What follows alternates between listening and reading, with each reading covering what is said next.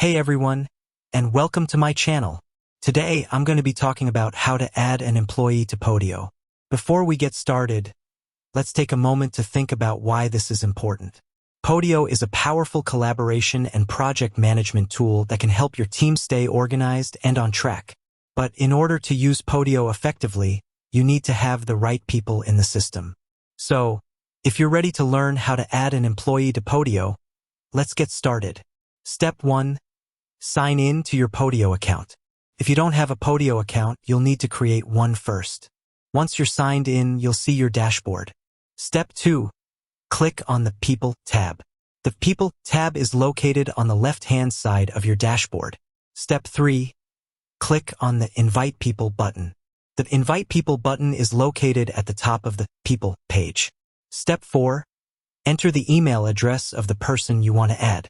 You can either enter the email address of an existing Podio user or a new user.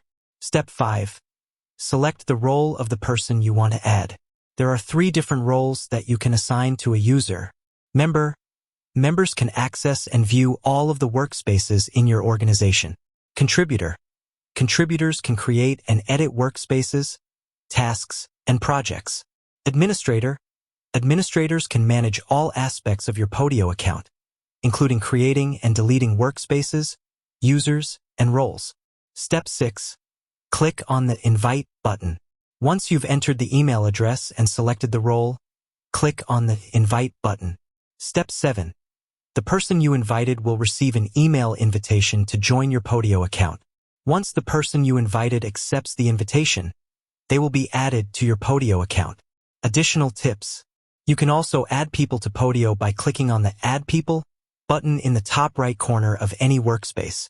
You can add multiple people at once by separating their email addresses with commas. You can edit or delete a user's role at any time by clicking on their name in the People tab. And that's it. You've successfully added an employee to Podio. I hope this tutorial has been helpful.